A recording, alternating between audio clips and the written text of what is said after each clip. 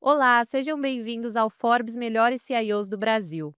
Essa é uma série especial em comemoração à nossa lista que saiu pelo segundo ano em 2025 de melhores CIOs e CTOs do Brasil. Hoje eu estou aqui com a Cris Sestari, que é CIO da Volkswagen no Brasil. Estamos combinando de azul, né, Cris? Pois é, Sem querer, sem sem querer. combinar.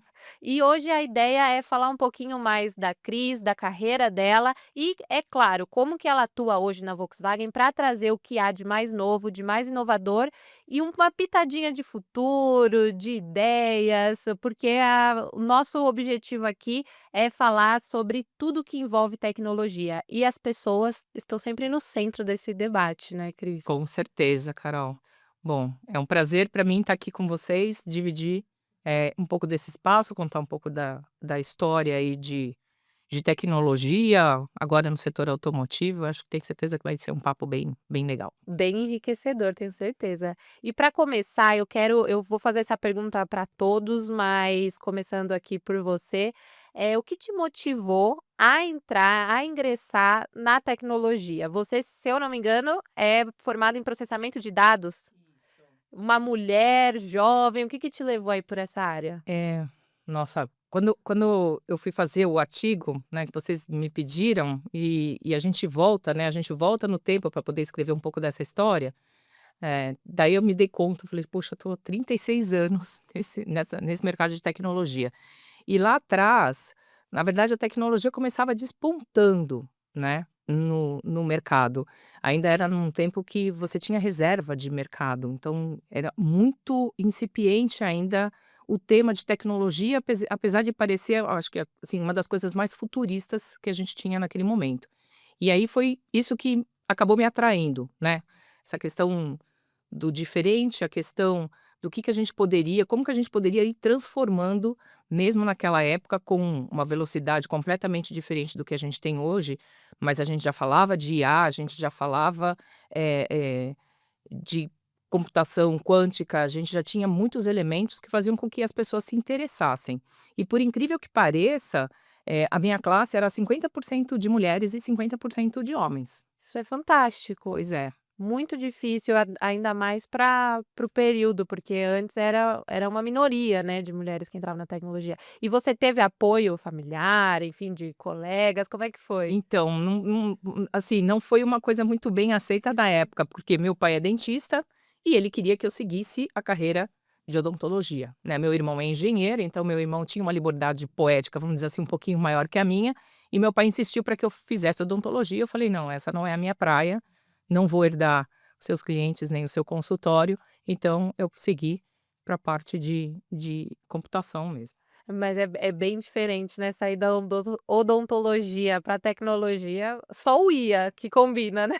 Isso mesmo. Mas no final ele acabou aceitando, ele falava: "Mas isso aí, será que tem futuro?" Eu falei: "Tem, confia que Será tem". que tem futuro? Ai, que legal. Hoje eu imagino que ele olha você comentou até que ele anda com a Ele revista. anda com a revista e ele mostra, né, para as pessoas, todo orgulhoso. Eu falei: "Lembra quando você queria que eu fosse dentista?" Ele falou: "Pois é, né, ainda bem que você não me ouviu". Eu falei: "Tá vendo?"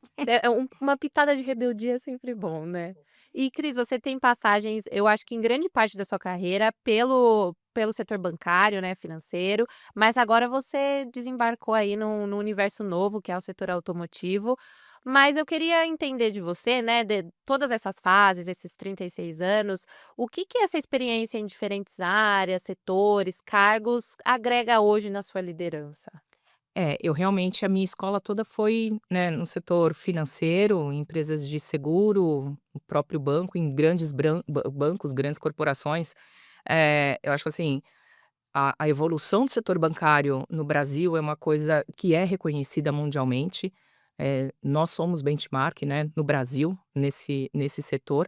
Eu acho que toda essa transformação, essa jornada digital que os bancos passaram, ela foi muito rica nessa trajetória. Eu digo que a minha escola, ela foi uma escola incrível, não só pelo desafio dos projetos, por grandes movimentações, grandes fusões, né, que eu tive a oportunidade, de trabalhar, e também por todos todos os executivos que eu pude conviver. Então, o banco ele saiu na frente nessa questão cultural, nessa questão de gestão de risco, nessa questão de inovação. Então, sem dúvida, essa escola foi muito importante, né, para eu acumular nessas décadas aí, um conhecimento não só técnico, mas um conhecimento de liderança, bastante relevante, né. Então é isso que também atrai os outros setores, que agora começam a se abrir mais, e setores como automotivo, que são setores essencialmente técnicos, né, onde você tem muitos colegas engenheiros, né, que eles começam a se abrir para entender modelos de liderança diferentes, modelos de projetos de execução, de formas de fazer, distintas, né, independente de ser uma empresa global ou uma empresa local. Sim, e os bancos brasileiros, eu ouço de alguns deles que eles caminham para ser empresas, que eles dizem pelo menos, de tecnologia, de tanto até onde eu sei tem bancos até que já investem em, por exemplo, estudos sobre computação quântica dentro do banco, eu acho isso fantástico, imagino que tenha sido uma grande escola. E ainda um pouquinho de Cris, né, para o nosso papo, você tem uma história muito bacana e que eu acho que vale a pena ser compartilhada, assim, sempre que possível, que é que você é mãe de trigêmeos e você passou por essa maternidade em um cargo de liderança em tecnologia. Eu queria que você contasse um pouquinho dessa história. Essa história é uma história muito positiva, né, muito gostosa de contar. E realmente, eu fui promovida a C-level, dentro do banco, justamente no momento que eu fiquei grávida, de trigêmeos. Então, praticamente há 12 dias, uma gravidez que completava 12 dias, me chamaram para fazer a promoção. Foi um momento até hoje um pouco divertido, porque quando a notícia chegou, todo mundo ficou em choque. Acho que eu estava em choque e os executivos também. Naquele momento, falei assim: "Puxa, será, né, será que é o momento?", né, então a gente fez uma reflexão conjunta lá, falou assim: "Bom, se a gente se sente inseguro, se vocês estão inseguros, zero de problema, vamos continuar a nossa jornada". E passou uma semana, exatamente uma semana, me chamaram de novo: "Não, tem que ser você". Eu falei: "Então, todos nós estamos cientes dos nossos riscos aqui, contem comigo, vamos em frente". E eu acho que isso foi uma coisa importante, porque isso aconteceu em 2010, ainda no meio de uma fusão, né, entre 2 bancos super grandes aqui no Brasil, e aquilo, o que eu acho que é importante, né, aquilo abriu uma possibilidade, de outras mulheres que também ficaram grávidas, elas puderam ser promovidas a cargos mesmo no meio da gravidez, que até então eu nem julgo que fosse uma questão, de exclusão, era muito mais uma questão de como que a gente lida com esse risco, né. Então, foi uma aposta bilateral e que deu super certo. Eu brinco que eu falei assim, eu fui a precursora aí de home office, porque com 5 meses e meio de gravidez, eu não conseguia sair de casa, porque eu não conseguia ficar andando muito de carro, né. Então as pessoas vinham na minha casa, faziam reunião ou senão a gente fazia reunião pelo telefone. Então eu conheci o home office aí em 2010, bem antes da Já estava pandemia. Já estava preparadíssima. preparada. Mas é muito bacana, porque ainda e eu concordo um pouco com essa sua visão de que às vezes imagino que tenham casos de pessoas que não queiram, não sei por quais motivos, mas eu acredito sim que tem uma questão de que, a como muitas lideranças, né, a maioria são homens, eles não sabem lidar, né, com uma mulher grávida. "Aí se ela precisar de mais tempo? E como que vai ser a amamentação?", enfim, vamos apenas deixar ela guardadinha ali, depois a gente lida com essa situação. Então, assim, foi muito bacana que o banco, enfim, te deu essa oportunidade e eu imagino que ainda hoje, por lá colhem frutos dessa Sim, sua eu história. não tenho dúvida, né, porque, assim, não era uma gravidez, vamos dizer assim, convencional, né, então era um risco quase que triplicado, mas acabou que funcionou. E mesmo, logo depois que eu tive os meus filhos, outra executiva foi promovida grávida também. Então, pra mim é bacana, porque meio que você consegue abrir uma porta e mostrar que, né, dá certo, né, Sim, tem grandes chances de dar certo. sim. E hoje eu imagino que os 3 morrem de orgulho da mãezona que eles têm. É, assim, é engraçado porque, as crianças, os seus filhos, eh eles são um reflexo dos pais, né, isso sem dúvida nenhuma. Então, o que é mais engraçado é que às vezes eu chego em casa, né, falei: "Puxa, vamos chegar ao jantar", depois de um monte de reunião durante o dia, quando você senta na mesa do jantar: "Nossa mamãe, a gente precisa o que que você faria se fosse nessa situação?". Então parece que tem um pouco da extensão dessa desse não digo desse mundo corporativo, mas eles começam a vivenciar, né, relações de conflito, como que você vai fazer para negociar tal coisa, enfim. Então, eles acabam, sim, vindo na fonte e perguntando: "O que que você faria? O que que você responderia? O que que você acha? Como que eu faço isso?". Não, os jovens de hoje em dia eles são fantásticos, muito evoluídos.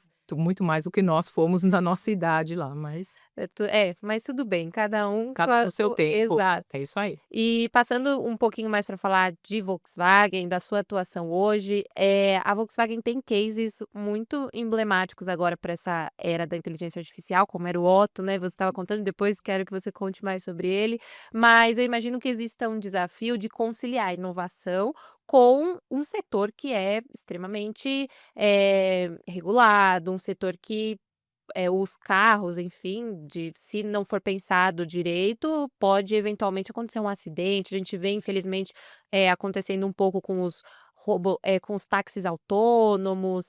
Então, é um desafio, porque eu imagino que no seu time devem surgir ideias fantásticas, mas quando você coloca os pés no chão, você pensa: talvez na prática isso não vai funcionar. Então, como que concilia a inovação com o setor automotivo hoje, né? Como vocês fazem na Volkswagen? Não, essa pergunta é uma pergunta super importante e você está super correta, né.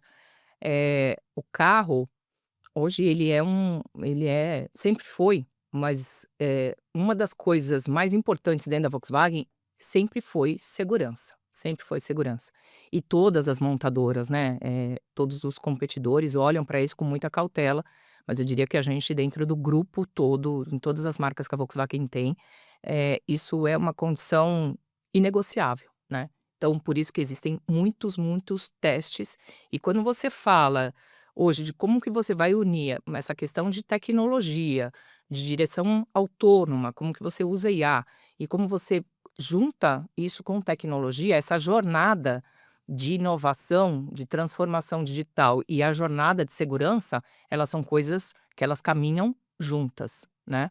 Então, porque você começa a falar de carro conectado, então você vai começar a sofrer, né, todos os mesmos riscos que você sofreria num sistema normal, porque, existe o conceito, né, de SDV, que é o software que define o veículo. Então, todas as montadoras, elas vão por esse caminho. Então, o que que é importante disso? São testes e mais testes, assim, eh, muito, muito intensos. Por isso que uma jornada, um ciclo de você colocar um carro desde o momento que você tem uma concepção de design até ele efetivamente estar pronto para rodar, isso leva alguns anos, né. Não é um serviço, não é uma coisa que você vira a chave e no dia seguinte está pronto. Então, eu acho que todo mundo está dentro dessa jornada, eu acho que a IA vem para ajudar bastante. Se você parar para pensar, já existe inteligência dentro do carro, né, quando você tem uma direção autônoma, aqui no Brasil a gente não tem uma legislação que permite ainda o nível máximo, de autonomous drive, mas você já tem uma direção que te coloca numa faixa, você já consegue estacionar o seu carro, através o ADAS já te dá essa possibilidade de você poder fazer um parking do carro, ele já começa a ter algumas noções de, você soltar a mão do volante para que o carro, tome siga o caminho dele quase que sozinho ou com um acompanhamento, monitorado. Então, quando você fala de tecnologia, você vai testar as questões importantes de cibersegurança, você vai testar também questões de dispersão, o que que o carro não pode ter, o que que você não pode colocar dentro do infotainment para distrair, quem tá dirigindo. Então, eh, eu diria que o setor automotivo começa a conhecer a tecnologia da informação neste momento, né. E a tecnologia vem com uma provocação de disrupção, de inovação, e o setor traz, né, a questão muito forte de segurança. Então eu diria que agora a gente está fazendo esse casamento, né, onde eh, um conhecimento entende o outro conhecimento para daí sim você conseguir trazer um produto que hoje até então não existia. Sim, não, achei muito forte o que você falou de começar a conhecer a tecnologia da informação agora, porque realmente vai de A a Z, porque é de estacionar até o qual que é o termo? O infotainment do carro. Infotainment, É. porque, eu vi também, já li sobre casos de pessoas que super equiparam o carro, quase uma TV dentro do carro, e isso é extremamente perigoso, tem que se pensar.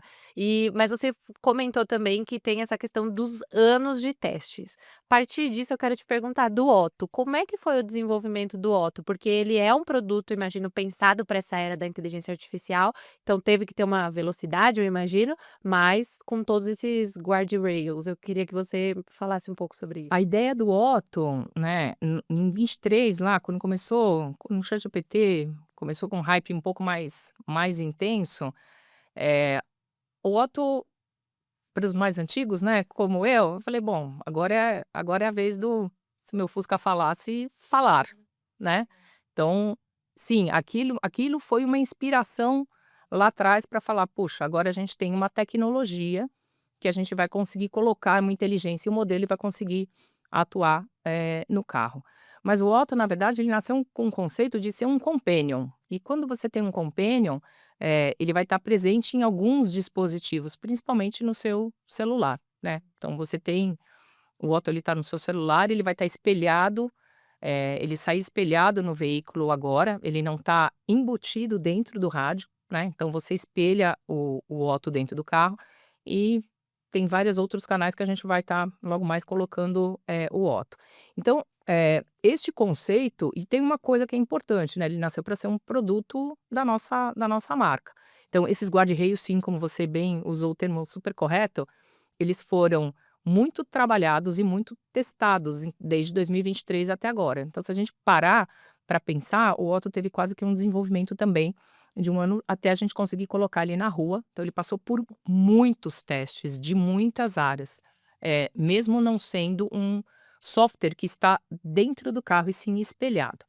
Eh, e o que que foi coberto dentro disso tudo? Essa questão de guarda-reios que protegem, né, jailbreaks e assim invasões e tudo mais, ele foi pensado para ser um software para poder atender. Hoje ele não faz nenhuma intervenção, né, direta fisicamente no carro, mas ele é um advisory, né, ele tem uma função de ser um companion, de facilitar, a tua vida e a tua interação. Então ele vai trazer informações do carro, ele é um chat que ele vai estar aberto para a internet, então você vai consultar, eh, como se você estivesse fazendo uma pergunta para qualquer LLM. Ele traz, informações do próprio dos carros conectados, ele traz o status do carro conectado, então ele vai poder ver telemetria, então tudo isso baseado, nesses dados. E tem uma função importante do Companion, que é ele está integrado a outros aplicativos, né. Você entrou no carro, se você quer ir geralmente qual que é o primeiro aplicativo que a gente entra no carro, que a gente abre quando a gente entra no carro? Mapa, né. Mesmo que eu sei como chegar, eu falei assim: "Bom, qual que é a melhor rota para eu chegar?". Então os mapas foram os primeiros aplicativos que a gente desenvolveu as APIs para poder fazer a integração, né. E ele vai sair também outra coisa, o que que você faz? "Ah, eu quero ouvir uma música", né, conecta ele primeiro Spotify.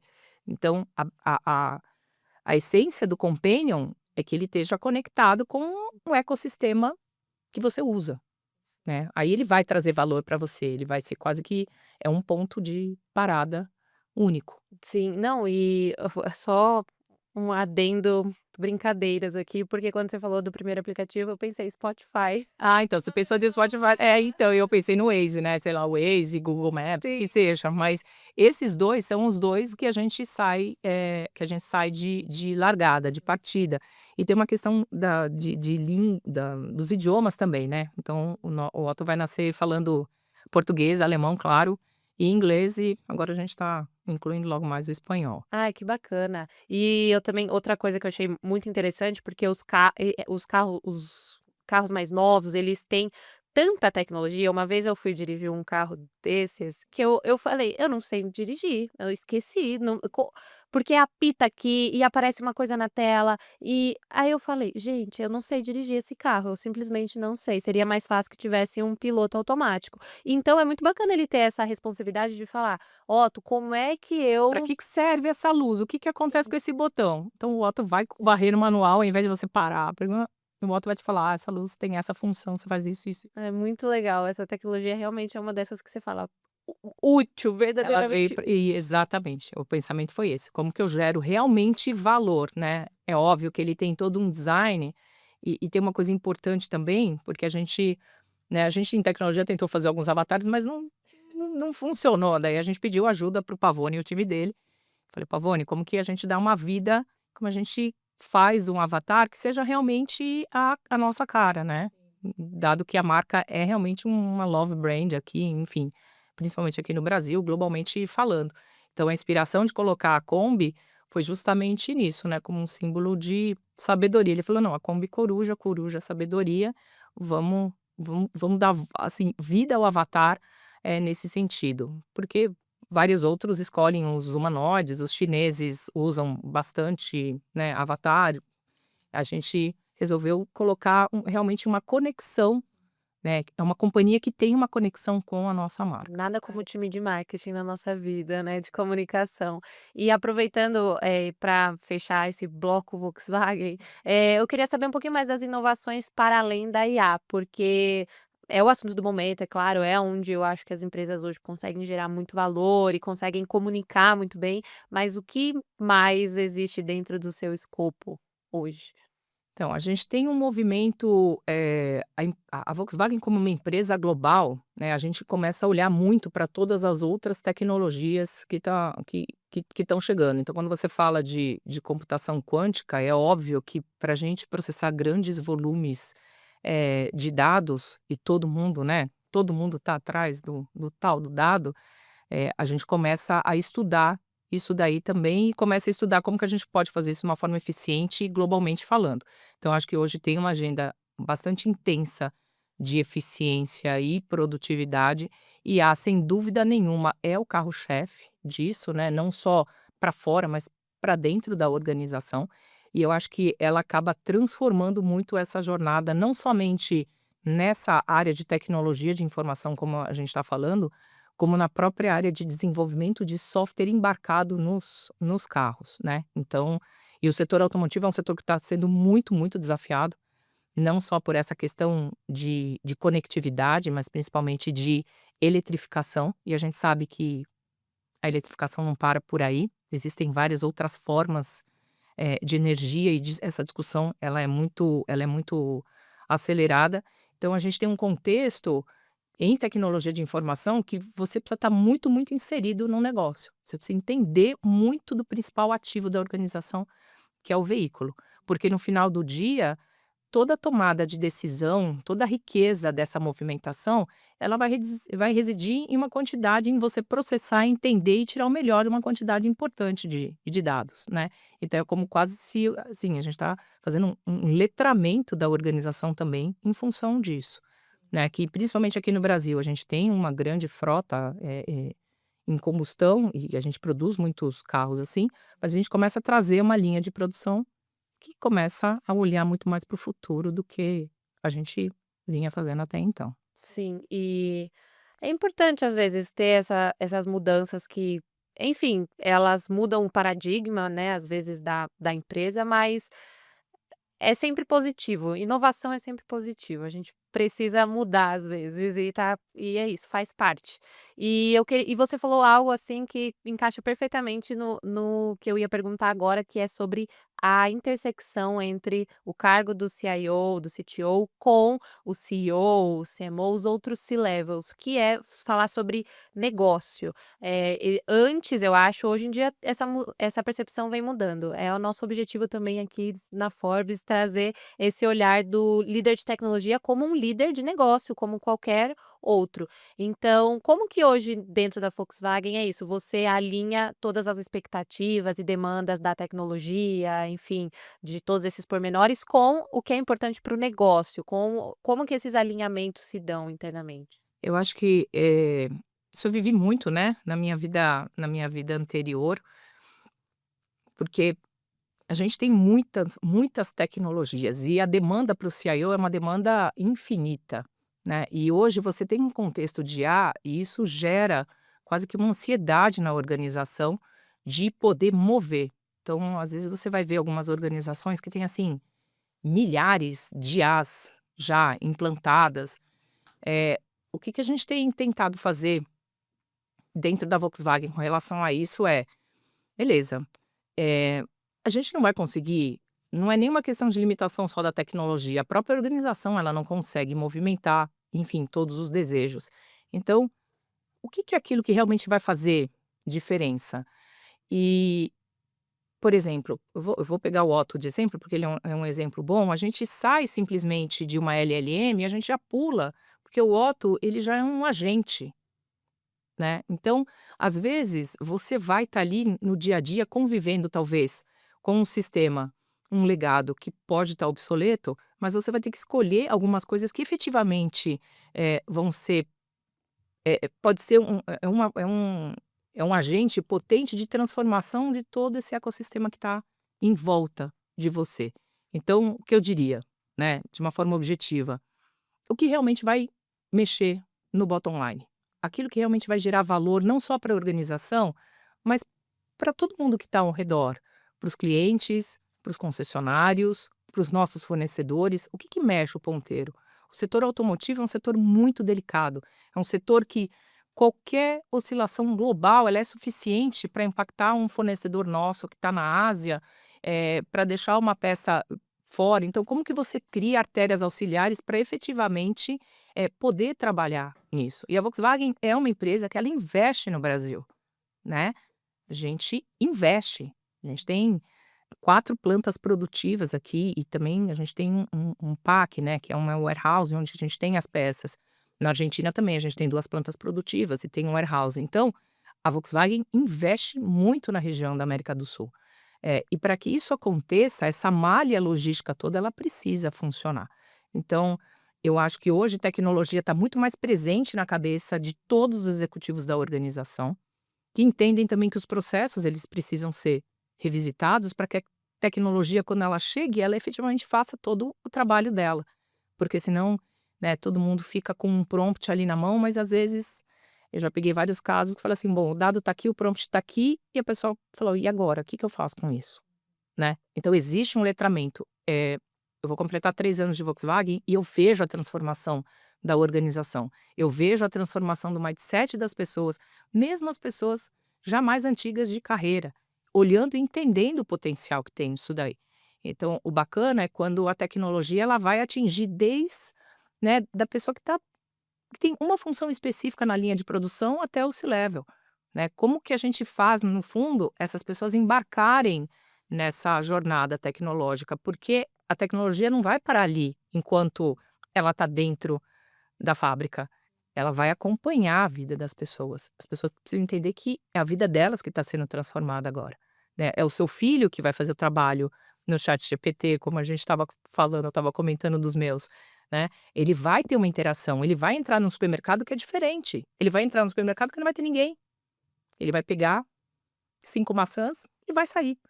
Como é que é isso? Como que as pessoas entendem efetivamente o que está acontecendo no mundo? Então, acho que o poder da tecnologia hoje, sem dúvida, é de transformação. Pode parecer um jargão ainda, mas eu acho que a gente tem que olhar a essência dessa transformação que está acontecendo na vida das pessoas, nos serviços, na interação. Tudo vai mudar. A forma como você vê televisão, o filme que te é ofertado, tudo. Né, eu acho que a beleza a gente está num momento muito belo, eu brinco que às vezes eu falei: "Puxa, eu queria ter uns 10, 20 anos a menos", porque é um momento fantástico quando a gente olha para o que a tecnologia pode, prover.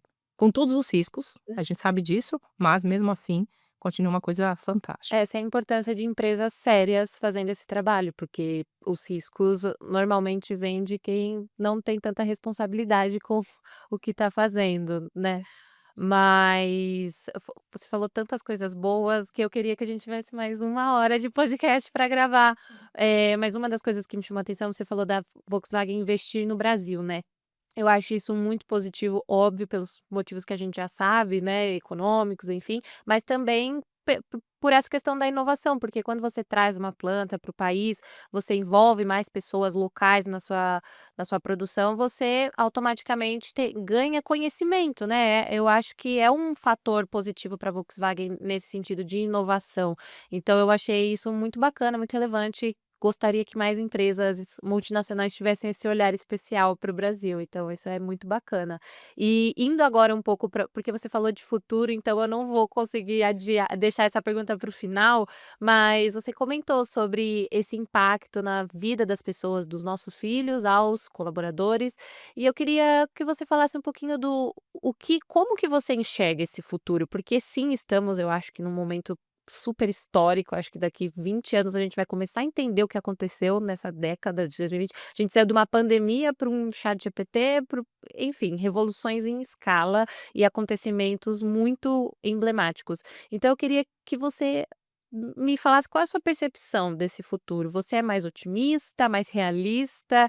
Porque é sem pessimismo, né, mas como que você enxerga esse futuro?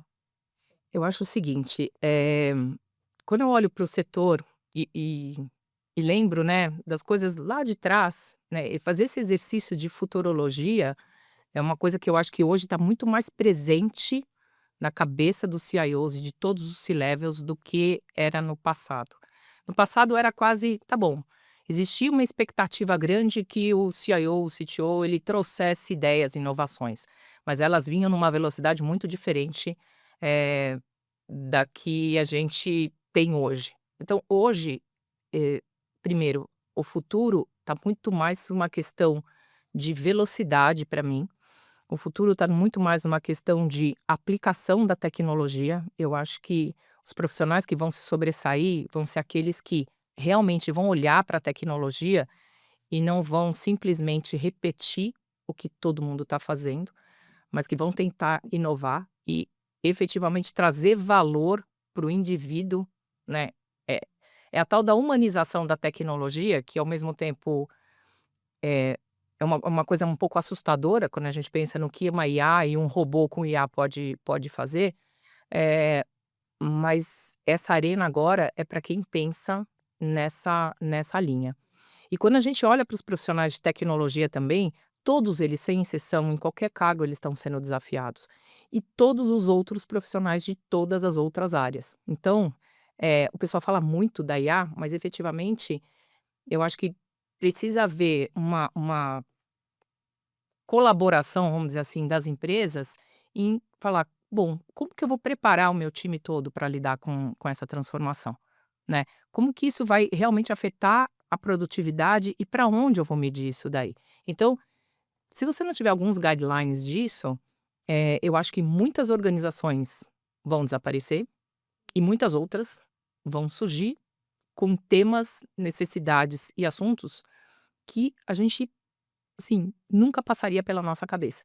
Então, efetivamente, eu acho que a gente está no momento de uma revolução digital muito relevante. A gente lembra de vários filmes, né, eu citei aí do Fusca, porque ele era muito emblemático, mas todo mundo fica: "Não, agora é era das máquinas e tudo mais", mas, assim, volta lá atrás um pouco para a ficção e vê o quanto dessa ficção hoje já não é realidade. Eu só porque você citou essa questão da ficção, e eu entrevistei recentemente uma futurista que ela fala especificamente sobre pensar futuros a partir da ficção, e ela fala disso, ela fala que por isso que eu até abri, porque eu às vezes me considerava uma pessoa pessimista, porque como jornalista, enfim, tem muita coisa acontecendo agora, e aí você fala: "Meu Deus, a nossa profissão vai ser extinta, porque o chat consegue escrever", enfim. Só que aí você para pensar profundamente, sem essa camada do medo, e você fala: "Não, não, o ChatGPT não é capaz de fazer", pelo menos hoje, né, não sei amanhã, isso pode envelhecer, porque na tecnologia as coisas envelhecem rápido, mas ele não pode fazer o que eu faço. E ela fala sobre isso, de pensar futuros melhores, pensar mesmo que em produções, enfim, porque se a gente não pensa num futuro melhor, se a gente ficar preso nessa ideia de que os robôs vão dominar o mundo e a humanidade vai viver num Mad Max. Você meio que trabalha para que isso aconteça de uma certa forma, então é muito bacana que você trouxe isso, e você com 3 filhos adolescentes também não pode ser pessimista, né, eles Não, têm um eu fico imaginando, eu faço um exercício, eu falei assim: "Puxa, como é que vai ser, né? Do como a gente vai estar daqui a 10, 15, 20 anos?". Eh, o que eu acho só eu super concordo com você, eu acho que não haverá uma substituição, eh, os programas vão evoluir muito com certeza, vão beirar quase o emocional, porque ele vai conseguir mapear até isso, mas as funções, eu como humana não acredito que eu vou ser substituída integralmente por uma máquina. E se eu for, puxa, que sejam as minhas funções que gerem menos valor, sim. entendeu? Então acho que é aí que reside a potência intelectual da tecnologia para os humanos, né. Então enfim, eu sou suspeita para falar, mas assim, eu adoro isso, então, eu acho que vem para transformar. E muitos setores vão ser muito transformados, com isso. Mas você citou a questão do carro autônomo, eu nem dirigi, eu andei em um carro autônomo em São Francisco e realmente é uma coisa assustadora.